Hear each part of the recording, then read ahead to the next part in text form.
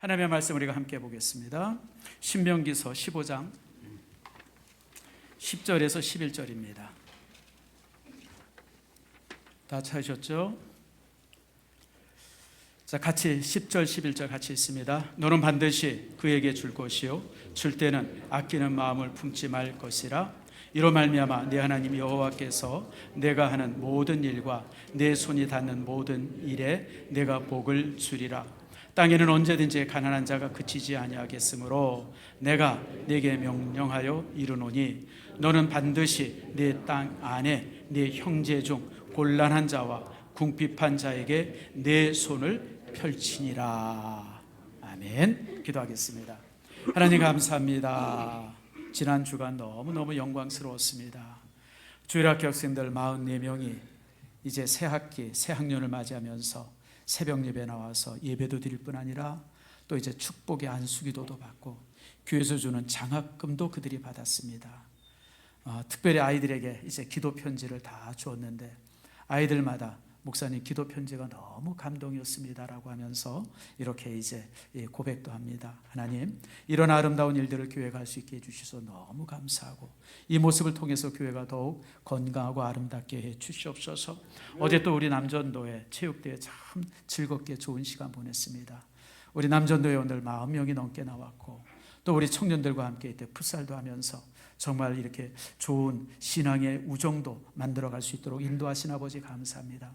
남전도회가 부흥하게 하시고 번성하게 하시고 커가게 하시고 든든하도록 주님 복을 내리워 주시옵소서. 오늘 이 시간 아버지 말씀을 봅니다. 말씀이 우리 모두에게 은혜가 되게 하시고 말씀의 능력 속에서 정말 우리가 새로워지는 저희들 되게 해 주시옵소서.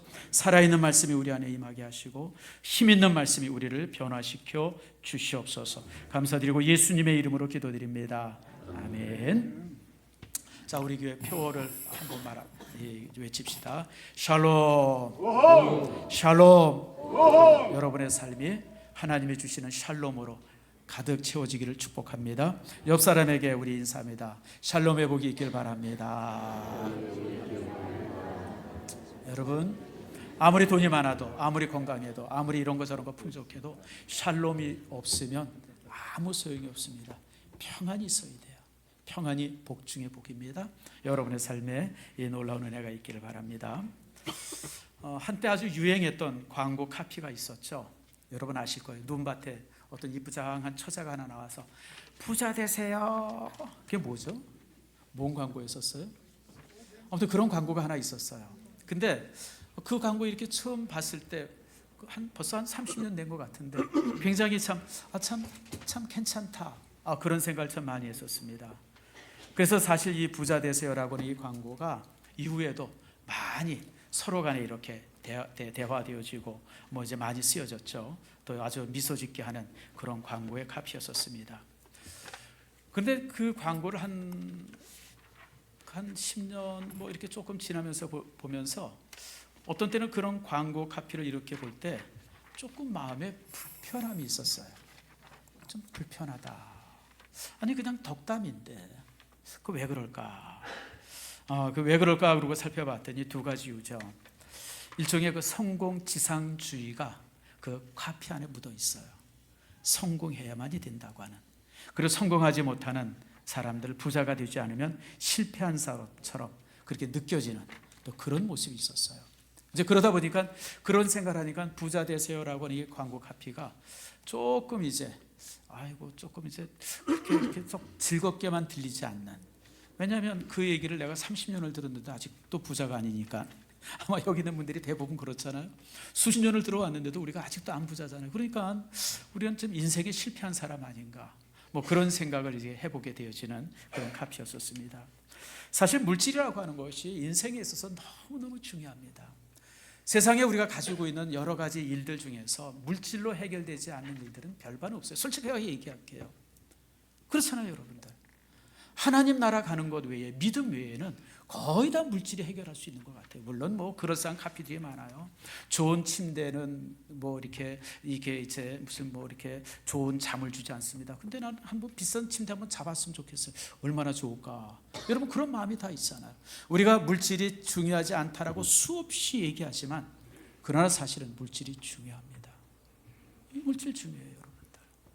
저도 우리 교회 안에서 여러 가지 사역을 감당할 때에 선교라든지 이런 거 저런 걸 할 때 물질이 부족해서 쩔쩔맬 때가 한두 번이 아니었었거든요. 이럴 때 물질이 좀 많았으면 좋겠다라고 하는 생각을 종종 하게 되어지죠. 그게 현실입니다. 그런데 여기에 문제가 하나 생기죠. 뭐냐면 배금주의예요. 배는 무슨 배자예요? 경배한다는 뜻입니다. 그러다 보니까 물질의 필요가 있고 물질의 필요에 대해서 항상 우리가 느끼다 보니까 그 나중에 이제 커서는 이 물질을 숭배하게 되어지고 물질의 노예가 되기 시작하고 물질이 모든 만능인 것처럼 생각하는, 그래서 만모니즘이라고 그러죠. 새로운 종교가 만들어집니다. 솔직히 얘기하면요, 지금 기독교의 가장 큰 적은 사회주의가 아니에요. 공산주의가 아니에요. 배금주의입니다. 물질이 신이 되는 배금주의가 기독교의 가장 큰 적입니다. 우리는 매일 이 배금주의의 종교와 우리가 싸우고 갈등하고 고민하고, 그것이 이제 우리의 삶이 되어지죠. 여러분, 우리 미국 보세요. 미국에 지금 대통령이 바뀌었죠. 새로운 대통령이 들어섰습니다. 그 구호가 마가라고 하는 구호를 써요. 마가가 뭐냐면 이제 다시 미국을 위대하게 만든다라고 하는 그 영어 문장의 그 이니셜 첫 자만 따가지고 만든 게 이제 마가인데, 이런 새로운 대통령이 이제 나오면서 미국을 위대하게 만들겠다고 하면서 그냥 이렇게 지금 이제 뭐 아무튼 온 세계를 뒤흔들고 있습니다. 자, 여러분 한번 물어보겠습니다. 미국이 참 위대한 나라죠. 여러분, 미국은 정말 대단한 나라예요. 저는 지금도 기억나는 영화 장면이 하나 있습니다. 제가 전에 한번 말씀을 드렸어요. 가을의 전설이라고 하는 영화죠. 그 브래드 피트인가요? 그 친구가 이제 나왔던 영화인데, 그 영화가 한 15년 정도 된 것 같아요. 그 영화에 보면 이제 남자 세 형제들에 관한 얽히고 설킨 얘기가 이제 풀어지는 영화인데, 그 배경이 이제 미국의 지금부터 한 100년 전입니다. 막 이제 미국의 유럽에서는 막 1차 대전이 일어나고 막 그랬을 텐데, 형제 셋이 식사를 하고 있는데 막내가 자기가 입대하겠다는 거예요. 그럼 아버지가 이제 군 출신인데 깜짝 놀라는 거예요. 너 왜 입대하려고 그러냐? 그랬더니 지금 유럽이 불타고 있는데 우리가 어떻게 여기 이렇게 편안히 앉아서 밥을 먹을 수 있습니까? 나는 입대해서 유럽의 전쟁에 참여하겠습니다. 그러는 거예요. 저는 그 영화 여러 장면들이 기억이 되는데, 제게 제일 기억되는 장면이 그 장면이에요. 아버지에게, 아버지, 유럽이 불타고 있는데 우리가 여기서 이렇게 편안하게 밥 먹는 게 이게 말이 됩니까? 이게 미국의 정신이에요. 바로 이런 정신이 미국을 만들어 왔던 거예요. 그래서 미국이라고 하는 나라는 물론 이제 여러 가지 겹치고 설치고 뭐 그런 것도 있긴 있겠지만, 그러나 사실 미국은 세계의 여러 분쟁 속에 이유 없이 함께해요. 전쟁이 나는 곳에 가서 화해를 하려고 애쓰고, 가난한 나라들, 그런 나라 무상으로 원조하고, 뭔가 좀 갈등이 있는 데 가면 중재자 되려고 애쓰고. 여러분, 그런다고 무슨 돈이 생겨요? 물론 영향력은 생기죠. 우리나라도 마찬가지죠. 여러분, 6.25 때 전쟁 났을 때 물론 여러 가지 이유를 얘기를 해요. 어떤 사람들은 뭐 미국이 자국의 이익을 위해서 무슨 뭐 참여했다는. 여러분, 아무리 자국의 이익을 위했더라도 여러분 7만 명의 젊은이들이 죽었는데 그 설명이 됩니까, 여러분들? 여러분, 우리나라도 지금 평화유지군에 많이 파견되고 있어요. 소말리아에 파견돼 있고, 레바논에 파견돼 있고, 그 다음에 지금 어디 유럽 쪽에도 좀 파견되고, 여러 나라 지금 평화유지군들이 참여하고 있어요. 근데 여러분 아세요? 거기서 만약에 한 사람의 인명만 사고 나도 다 철수시킬 겁니다. 우리나라는 되게 이기적인 나라예요. 우리나라가 참 많이 성장했죠. 지금 많이 컸어요. 여러분, 군사적으로는 세계 5위라고 그러고, 경제적으로는 세계 10위권 안에 들고, 지금 선진국이라고 사람들이 부르는데, 여러분, 우리나라가 돈은 이제 많아진 나라가 되어지고, 그동안 우리가 애쓰고 수고해서 돈 많아진 나라가 됐어요. 부자 나라가 됐어요. 군사적으로도 지금 대단해요. 한국 무기를 사겠다는 사람들이 지금 거의 그냥 줄을 서 있어요. 그런 나라는 되었지만, 여러분, 위대한 나라는 아직 한참 멀리 있는 것 같아요. 위대한 나라는 바로 그런 생각 속에서, 세계가 불타고 있을 때 우리가 여기서 이렇게 평안이 있다고 하는 것이 말이 됩니까? 바로 그 속에서 위대한 나라가 만들어지는 거죠. 그래서 여러분, 우리가 미국이라고 하는 이런 모습을 볼 때 참 이런 안타까움을 갖고 있습니다. 여러분, 참으로 이제 미국 대통령은 이런 세계 경찰 노릇하는 것을 안 하겠다 그래요. 그래서 이제 그 돈이 남으면 그 돈을 가지고 국민들에게 이렇게 나눠줘가지고, 그래서 이제 국민들을 부자로 만들겠답니다. 다시 말하면 강대하게. 여러분, 그렇게 되어지면 여러분, 미국이 위대해진다고 생각을 하고 또 그런 정책을 추진하고 있습니다. 여러분, 돈이 많으면 부자 나라는 될 수 있어요. 힘이 있으면 강한 나라는 될 수 있습니다. 그러나 돈이 많고 힘이 있다고 해서 그 나라가 위대해지지는 않습니다. 만약에 돈과 힘이 있어서 위대한 나라라고 그러면, 여러분, 러시아도 위대한 나라고요. 여러분, 중국도 위대한 나라고요. 독일이나 일본도 위대한 나라입니다. 그러나 우리가 그 나라를 위해서 위대하다고 말하지 않습니다. 그저 선진국이다, 부자다, 뭐 강한 나라다, 거기까지는 얘기가 되지만 위대하다고 얘기하지 않읍시다. 위대함은 따라합시다. 선한 영향력, 그게 위대한 거예요.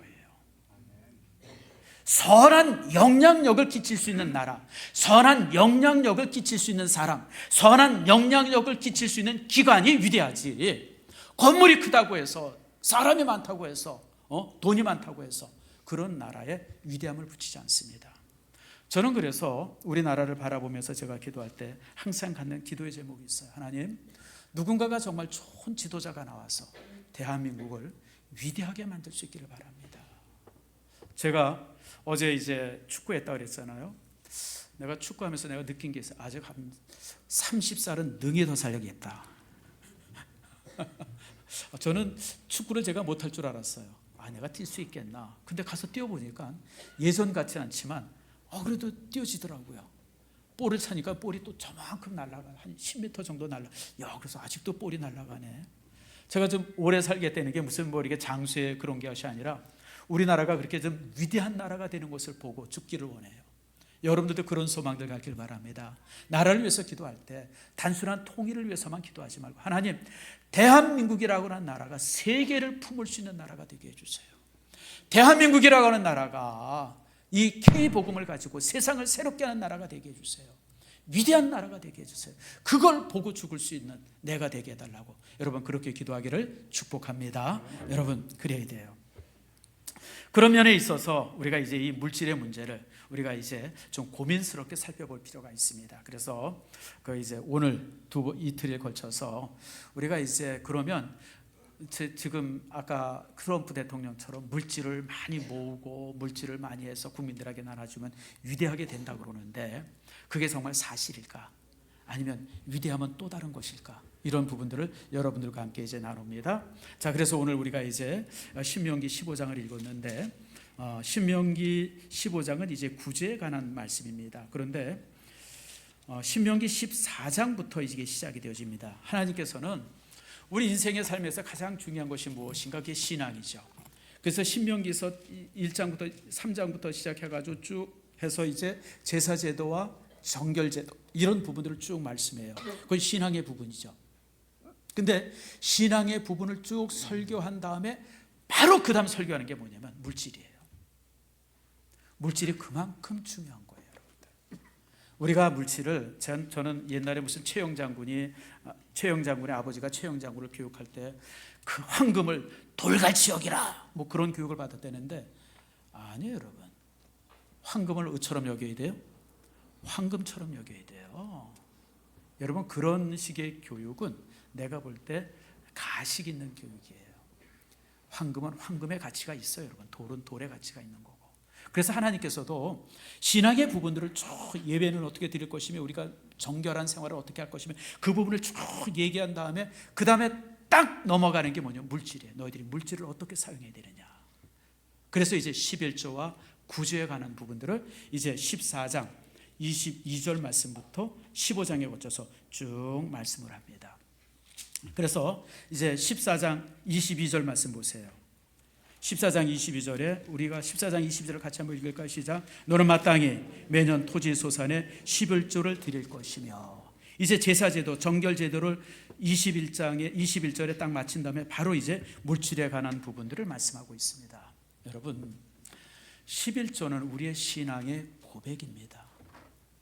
우리가 신앙을 고백할 때 말로 고백을 하죠. 입술의 고백이에요. 그러나 우리의 신앙을 하나님 앞에 진심으로 삶으로 고백하는 게 그게 바로 11조입니다. 왜냐하면 11조는 11조는 하나님께서 내게 일할 수 있는 건강 주시고, 일할 수 있는 시간 주시고, 일할 수 있는 장소 주시고, 일할 수 있는 기회를 주시고, 그리고 그걸 통해서 정당하게 물질을 얻게 하셨습니다라고 하는 고백이 바로 11조예요.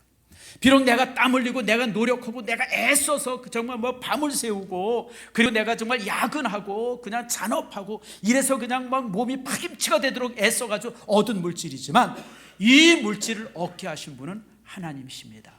그 고백이 뭐예요? 그게 11조. 그래서 11조는요, 신앙에 있어서 가장 아름다운 고백이 되어지는 겁니다. 그래서 이제 11조를 쭉 말씀을 합니다. 그러면서 11조의 말씀을 딱 끝난 다음에 또 하나의 11조를 말하죠. 그게 28절입니다. 28절과 29절. 자, 신명기서 14장 28절과 29절 말씀 우리 같이 한번 읽겠습니다. 매 3년 끝에 그의 소산의 10분의 1을 다 내어 내 성읍에 저축하여 너희 중에 분깃이나 기업이 없는 레위인과 내 성중에 거하는 객과 및 고아와 가부들이 와서 먹고 배부르게 하라. 그리하면 네 하나님 여호와께서 네 손으로 하는 범사에 내게 복을 주시리라. 아멘. 자, 오늘 이걸 말씀합니다. 뭐냐면 우리가 11조를 드리지만 11조를 한 번, 두 번, 세 번 드릴 때 세 번째에는 11조를 한 번 더 드리는 거예요. 10의 2조를 드리는 겁니다. 그건 뭐냐면 따라합시다. 빈자를 위한, 가난한 자를 위한 11조 구제헌금이에요. 다시 말하면 우리의 신앙의 의무가 하나님 앞에 11조 드리는 것도 당연한 신앙의 의무지만, 하나님 앞에 구제의 물질을 드리는 것도 신앙의 의무입니다.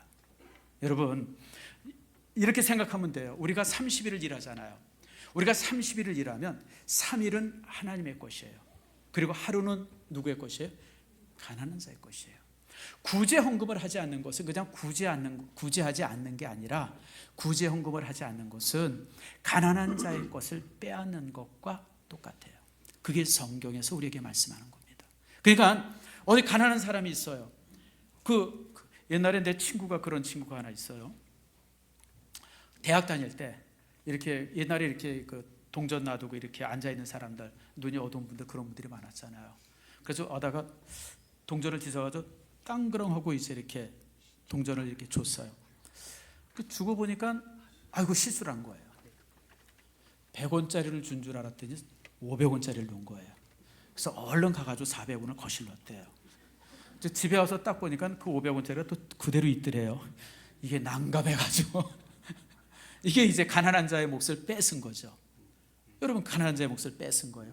근데 여러분, 그것만이 가난한 자의 것을 뺏은 게 아니에요. 우리가 정당하게 구제 헌금을 해야 되는데, 구제 헌금을 하지 않으면 그것도 가난한 자의 것을 도적질한 것과 똑같이 여기십니다. 그래서 여러분들, 구제는 선택이 아니라 뭐예요? 의무입니다. 하나님께서 이제 그걸 말씀하죠. 그러면서 이제 말씀하고 있는 부분이 바로 이제 그러면서 15장에 넘어와 가지고는 이제 또 다른 구제의 말씀을 얘기하죠. 그래서 이제 그 빚을 면제해 주는 것, 그리고 이제 가난한 자에게 구제하는 것, 이런 부분들을 이제 쭉 말씀해 주고 있습니다. 그래서 오늘 이제 그러면서 이제 물질을 우리가 어떻게 써야 하는지, 물질이 왜 소중한지, 이런 부분들을 우리에게 말씀하고 있습니다. 자, 여러분, 우리가 이제 오늘 본문의 말씀, 아까 우리 읽었던 말씀 중에 땅은 언제나 가난한 자가 그치지 아니하겠다라고 하는 이 말씀이 참 이 구제 부분에 있어서 이제 아주 중요한 주제가 되어지죠. 왜 하나님께서 이 땅에 가난한 자를 만들어 두셨을까? 여러분, 하나님이 전능하신 분인데, 사람 머리도 IQ도 다 똑같게 하고, 건강도 똑같게 하고, 능력도 똑같게 하면, 그럼 여러분 사회가 불평등이 없잖아요. 근데 여러분, 사회가 불평등하죠. 왜 불평등해요? 가지고 있는 머리가 달라요. 여러분들, 가지고 있는 재능이 달라요. 그 사람이 가지고 있는 능력이 다르죠. 건강도 다르고, 그런 것 때문에 불평등한 거예요. 여러분, 요즘에 보면 이제 손흥민이라고 축구 선수가 있어요. 그 손흥민을 일주일에 받는 월급이 얼마인 줄 아세요? 주급이 얼마인 줄 아세요?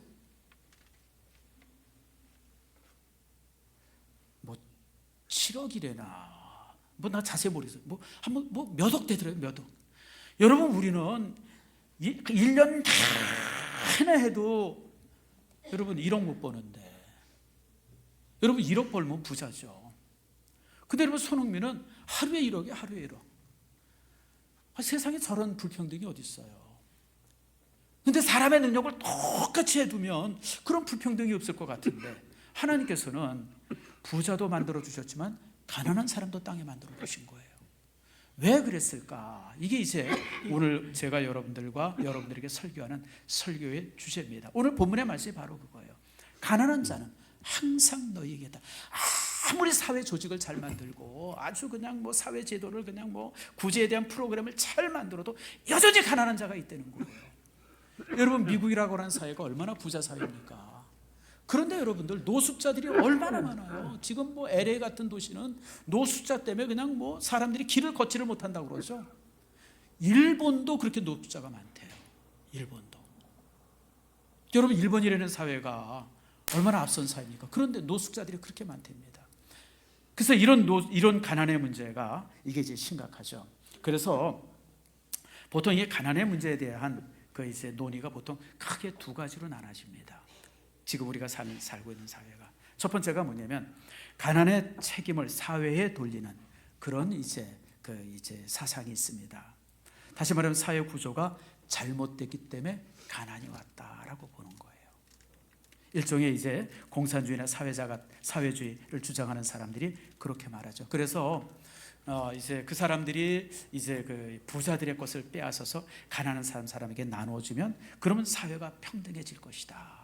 그게 이제 공산주의고 사회주의입니다. 근데 여기는 이제 배경이 있어요. 여러분 이 공산주의가 사회주의가 나온 배경이 뭐냐면 영국의 산업혁명 때문에 나온 겁니다.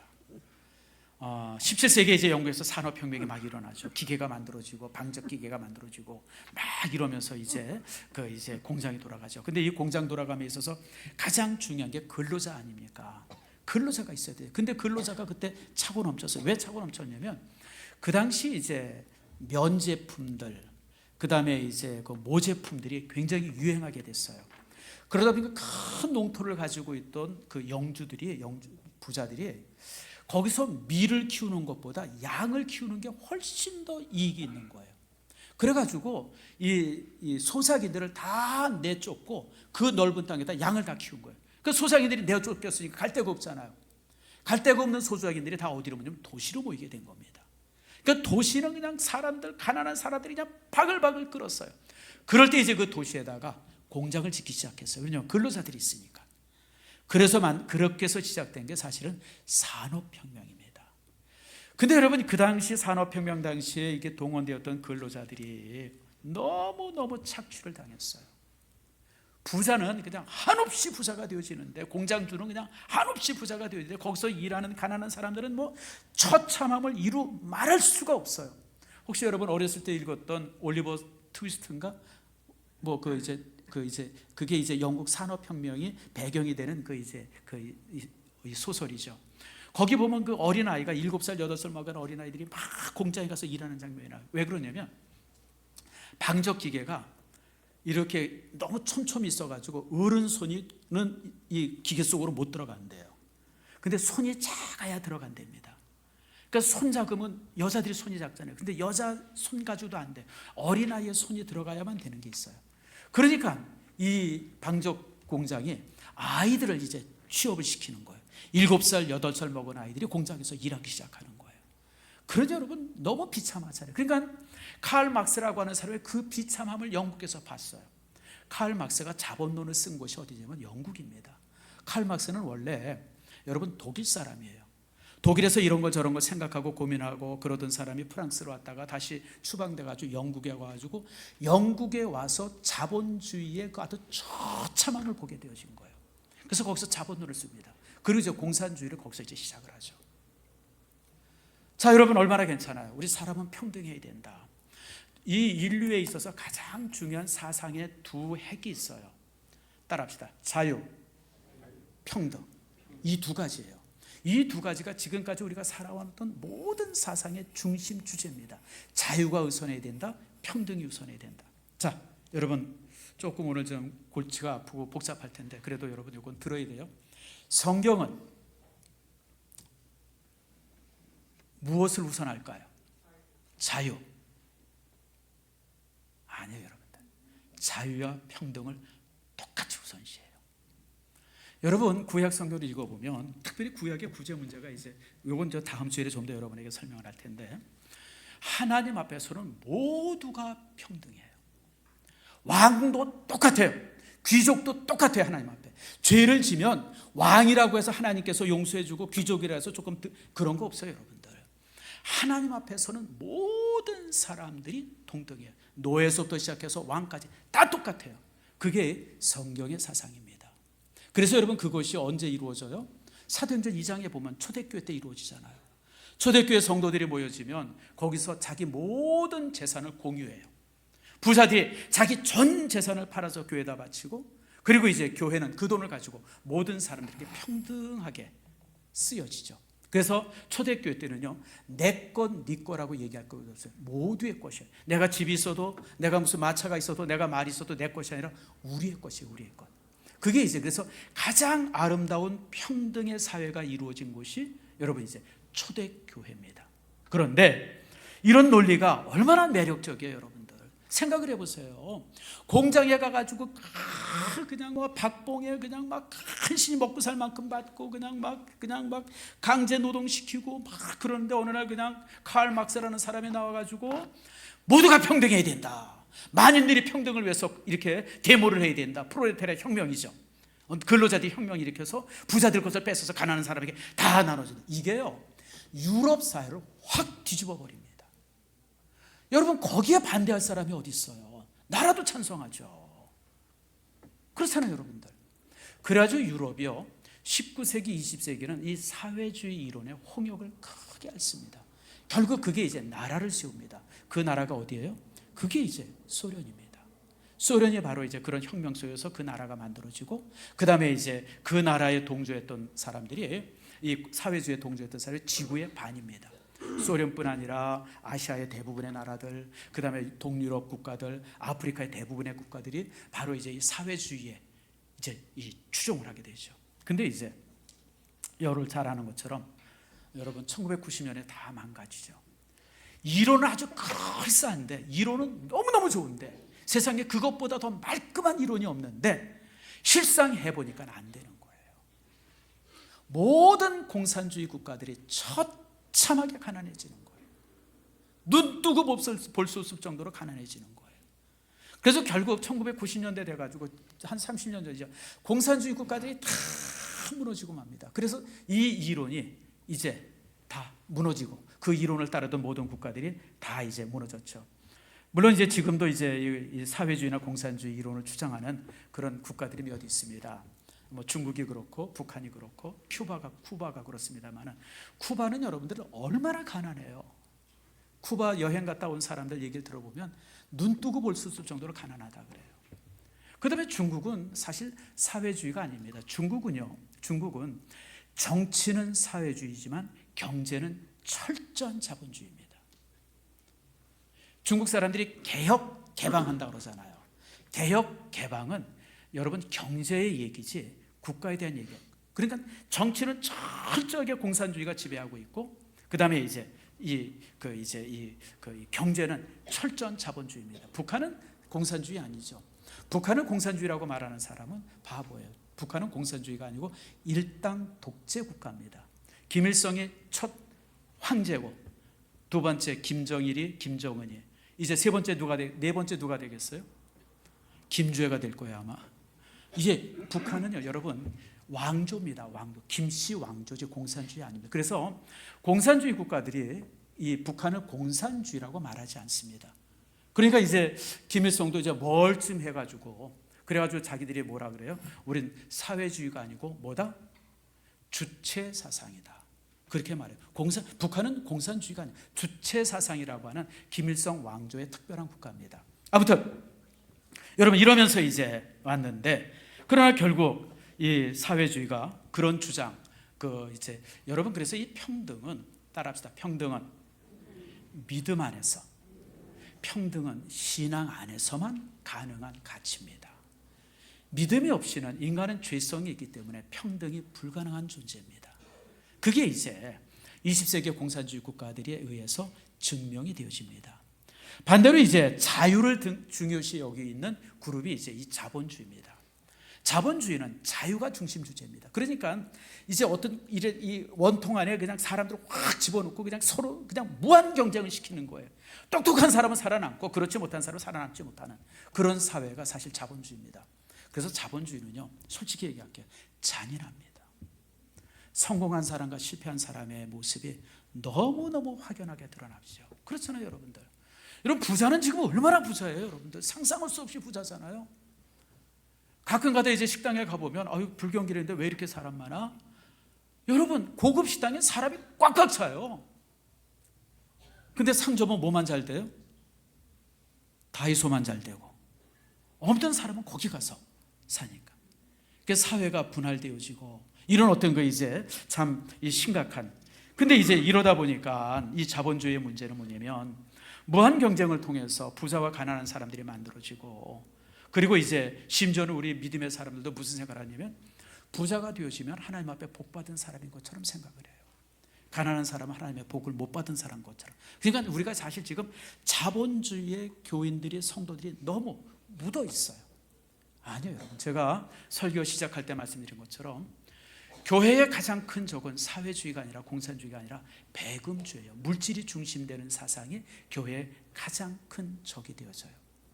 그러면 이제 교회는 부자들을 싫어하는가? 그럼 부자 되지 말아야 되는가? 아니죠, 여러분들. 여러분, 물질의 주인이 누구예요? 누가 물질의 주인이죠? 하나님의 물질의 주인이에요. 창세기 1장에 보면 하나님께서 인간을 만드신 후에 따라합시다. 인간들 그들에게 복을 주시며, 여러분, 하나님께서는 인간을 만드시고 인간들에게 제일 먼저 한 것이 뭐냐면 축복한 거예요. 넉넉하고 잘 살고 부유하게 살고 건강하게 살고 오래 살고, 그게 이제 하나님께서 인간들에 주신 복입니다. 그리고 여러분, 성경에 보면 모든 신앙의 선진들은 하나님으로부터 물질의 복을 받습니다. 아브라함을 보세요. 아브라함이 얼마나 큰 복을 받습니까? 여러분, 이삭을 보세요. 이삭이 얼마나, 제가 제일 좋아하는 성경 중에 하나입니다. 한번 따라합시다. 이삭이 그 해에 100배의 복을 받고, 내가 여러분 50년 동안 암송한 말씀이에요. 하나님, 올해 내가 100배 복을 주세요. 우리 성도들 가정을 100배 복을 주세요. 실제 이삭은요, 그 해에 100배 복을 받았어요. 야곱도 얼마나 많은 복을 받습니까? 요셉도 그렇죠. 여러분 잘 아는 것처럼 욥도 큰 복을 받잖아요. 시험을 다 이기고 나니까 하나님께서 어떻게 주세요? 잃었던 것에 갑절의 복을 주셨다고 그러죠. 여러분, 물질은 소중한 거예요. 물질이 많이 갖고 부자 된 사람들 여러분 무시하지 마세요. 여러분, 귀중한 거죠. 그런데 여기에 문제가 있어요. 자, 뭐가 문제냐면, 자, 마태복음 19장 24절에 예수님께서 이렇게 말씀합니다. 자, 같이 한번 읽읍시다. 시작. 다시 너에게 말하노니 낙타가 바늘기로 들어가는 것이 부자가 하나님 나라에 들어가는 것보다 쉬우니라 하시니. 부자 되면 돼요, 안 돼요? 뭐 우리 교회는 부자가 별로 없으니까 상관은 없는데, 여러분, 부자 된 사람은 뭘 포기해야 돼요? 천국 들어가는 걸 포기. 그럼 이게 이상하잖아요, 여러분. 그럼 아브라함 천국 못 갔어요? 이삭은요? 야곱은요? 욥은요? 많은 신앙의 선지들이 하나님 앞에 물질의 복을 받았는데, 오늘 예수님께서는 너무 황당한 말씀을 하세요. 부자는 천국 하나님 나라에 들어가는 것이 낙타가 바늘 귀에 들어가는 것만큼 힘들다. 그렇게 말씀하시는 거예요. 여러분, 여기에서 이제 우리 믿음의 사람들이 정말 중요하게 고민을 가져야 돼요. 물질에 관한 생각을 바꿔야 됩니다. 왜 주님께서 이렇게 말씀하셨을까? 그것은 물질이 갖는 여러 가지 함정 때문에 그렇습니다. 물질이 많으면 많을수록 사람들은요, 여러분, 이 풍요함 때문에 교만하게 되어지고요. 그런 사람들은 더 가지려고 하는 욕심들이 더 많아지고, 그리고 그런 사람들은 세상의 쾌락 속에 뭉쳐 살고, 다시 말하면 물질이 많으면 많을수록 죄 지을 수 있는 기회들이 너무 많다는 거예요. 실제 우리가 그런 거 보면 알죠. 여러분, 우리 바깥에 있어서 이렇게 어떤 이제 잘못된 시설들, 죄 짓는 시설들을, 여러분 그곳에 가난한 사람들은 못 들어가 보죠. 여러분 나이트클럽에 우리가 가볼 수 있어요? 카지노에 가볼 수 있습니까? 그런 거 다 누가 가는 거예요? 부자들이 가는 거잖아요. 부자들의 어떤 교만함들, 그 사람들이 가지고 있는 어떤 나태함들, 그 다음에 영혼의 부패들. 그리고 여러분 부자들의 특징이 뭐냐면, 부자들, 많은 부유한 사람들이 영적인 것에 무관심해요. 왜냐하면 지금 너무 편안하니까, 가진 것이 너무 많으니까. 그러니까 예수님께서 그들을 향해서 경고한 거예요. 너 부자들 좋아하지 마. 너희들의 그 부유함이 너희들에게 있어서 천국을 앗아갈 수 있어. 그것을 경고한 겁니다. 그러므로 우리 믿음의 사람들이 가져야 될 물질에 대한 태도가 있습니다. 그것은 바로 뭐냐면, 내가 가진 물질은 하나님이 주신 물질이라고 하는 믿음이 있어야 돼요. 누가 주셨어요? 하나님. 하나님께서 내게 건강 주시고, 하나님께서 내게 시간 주시고, 하나님께서 내게 물질 주시고, 하나님께서 내게 어떤 기회를 주시고. 그래서 우리가 물질을 얻고 내가 열심히 일해서 이렇게 월급을 탔지만, 월급을 받을 때마다 우리가 하나님 앞에 하나님 감사합니다. 그리고 물질을 가질 때마다 항상 갖는 생각은 내 것이 아니라 하나님께서 내게 맡기셨다고 하는 믿음이 있어야 되는 거예요. 따라합시다. 내 것이 아니라 잠깐 맡은 것이다. 잠깐 맡은 거예요, 여러분들. 이 믿음을 모든 신앙인들이 항상, 물질이 많으면 좋죠. 저도 물질이 많으면 좋겠어요. 저도 제 소원 중에 하나가 11조 1,000만 원 하는 거예요. 어림도 없겠죠. 여러분 반응도 안 하는 거 보니까 목사님 돌았어요 그러는 것 같아요. 여러분, 저는 여러분들이 정말 11조 1,000만 원씩 할 수 있는 그런 사람들 되기를 바라요. 그럼 얼마나 좋겠어요, 여러분들. 우리가 하나님을 위해서 얼마든지 일할 수 있어요. 그런데 11조를 1,000만 원 하든지 100만 원 하든지 10만 원 하든지 상관없이 내가 얻은 모든 물질은 누가 주셨어요? 하나님이 주셨고, 하나님께서 주셨는데 내 것이라고 주신 것이 아니라 나에게 맡겨주신 거예요. 그게 11조와 구제의 원리가 되어지는 겁니다. 나는 맡은 것뿐이에요. 그래서 성경은 우리에게 이렇게 말합니다. 야고보서 1장 10절 말씀입니다. 자, 야고보서 1장 10절 말씀. 자, 우리 같이 한번 읽어볼까요? 시작. 부한 형제는 자기의 낮아짐을 자랑할지니. 여러분, 낮아짐을 자랑하라. 그러니까 내가 부유하다고 해서 내가 큰 사람이 된 게 아니에요. 내가 부자라고 해서 내가 위대한 사람 된 거 아니에요. 내가 부자라고 해서 내가 다른 사람들보다 훨씬 뛰어난 사람이 아니에요. 하나님께서 나를 택해서 그냥 물질을 맡기신 것뿐이에요. 우리가 그 믿음을 가지고 어떻게 돼요? 낮아져야 돼요. 낮아져야 돼요. 낮아진다고 하는 것은 두 가지입니다. 따라합시다. 겸손. 그리고 두 번째가 모든 기득권을 포기하는 거예요. 이해가 되시죠? 부자라고 하는 사람들은 뭔가 자신의 어떤 그 기득권을 가지려고 그래요. 부자 때문에 뭐 이렇게 이제 뭔가 이렇게 지금 아니에요, 여러분들. 우리가 부자가 되어진다 그러면, 특별히 이 야고보서는 여러분들이 한번 집에 가서 야고보서를 읽어보세요. 야고보서는 부자와 가난한 사람들에 대한 이런 여러 가지 갈등들에 관한 이야기들이 많은데, 여기에서 이제 하나님께서 낮아짐을 자랑하라라고 말합니다. 여러분, 우리가 이처럼 하나님께서 내게 물질을 맡기셨다고 하는 믿음을 갖고, 그리고 오늘 야고보서 1장 10절에 있는 말씀처럼 내가 정말 낮아지는, 그리고 물질을 가지면 가질수록, 물질이 있으면 있을수록 더욱 낮아지고 겸손해지고, 그리고 어떤 그 물질로 인해서 오는 기득권들을 내려놓는 그런 모습이 되어질 때, 그런 부자는 성경에서, 그리고 이제 청부, 깨끗한 부자라고 말합니다. 아브라함이 부자예요. 이삭도 부자고 야곱도 부자예요. 요셉도 말할 수 없는 부자예요. 그러나 이들은 깨끗한 부자예요. 왜냐하면 모든 물질을 누가 주셨어요? 하나님이 주셨다고 하는 믿음이 있고, 그리고 그 물질의 사용함에 있어서 그냥 내 뜻이나 내 욕심이 아니라 하나님의 마음을 가지고 하나님의 요구함에 따라서 그 물질들을 사용할 수 있었던 사람이에요. 그래서 그런 사람들을 향해서 청부라고 말하는 거예요. 깨끗한 부자다. 저는 여러분들이 그런 부자가 되어지기를 축복합니다. 아멘. 자, 그러면 그러면 여기서 이제 이 가난에 대해서 우리가 잠깐 한번 더 살피려고 합니다. 그러면 여러분들 가난은 도대체 무엇일까라고 하는 거예요. 오늘 본문에 보니까 땅에는 언제든지 가난한 자가 그치지 아니하겠다라고 했는데, 하나님께서 가난한 자를, 가난한 자가 그러면 그 저주가 아니란 말인가? 여러분, 하나님께서 만들어 두셨는데 하나님께서 가난하라고 우리가 허락하셨다고 그러면 우리가 그걸 저주로 받으면 안 되죠. 자, 말씀을 한 절 볼까요? 자, 고린도후서 8장 9절에 있는 말씀입니다. 자, 한번 같이 읽읍시다. 시작. 우리 주 예수 그리스도의 은혜를 너희가 알거니와 부요하신 자로서 너희를 위하여 가난하게 되심은 그의 가난함을 인하여 너희로 부요케 하려 하심이라. 예수님께서 이 땅에 오셨어요. 이 땅에 오셔서 가난한 모습으로 평생을 사셨어요. 근데 그렇게 평생을 사신 이유는 우리를 부요하게 하시려고 그러셨다는 거예요.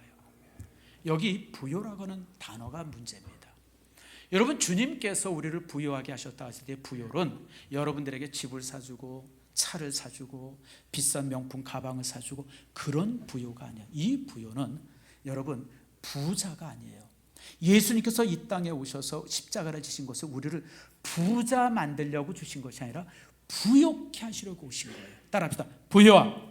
부요함이라고 하는 것은 하나님께서 주신 은혜예요. 하나님께서 내게 맡겨주신 건 놀라운 그런 어떤 사명입니다. 영광이죠. 하나님께서 내게 맡겨주신 하나님의 나라, 하나님의 유업들, 하나님과 함께 하심, 이런 모든 것들이 부요함이에요. 여러분, 하나님께서는 가난한 자들에게 무엇을 주셨냐면 부요함을 허락하셨어요. 그거는 물질의 부와는 비교할 수 없는 그런 부요함이죠. 여러분, 그러므로 우리가 이 땅에 사는 동안 우리가 가진 게 없을지라도, 우리가 뭔가 가진 게 없을지라도 우리는 주님께서 주신 이 부요함을 가지고 우리는 정말 이렇게 당당하게 살아갈 수 있는 우리의 모습이 되어야 돼요. 빌립보서 4장 13절 말씀, 여러분 너무 잘 아는 말씀이죠. 제가 좋아하는 말씀인데, 자, 한번 같이 읽어봅시다. 시작. 나는 비천에 처할 줄도 알고 풍부에 처할 줄도 알아. 모든 일 곧 배부름과 배고픔과 풍부와 궁핍에도 처할 줄 아는 일체의 비결을 배웠노라. 내게 능력 주시는 자 안에서 내가 모든 것을 할 수 있느니라. 빌립보서 4장 12절과 13절입니다. 여기 재밌는 말씀이 있어요. 사도 바울은 부자의 비결도 알고 가난함의 비결도 안 되는 거예요. 부자의 비결은 뭘까요? 낮아짐과 그리고 하나님께서 주셨다고 하는 믿음이 부자의 비결이고, 가난함은 뭐예요?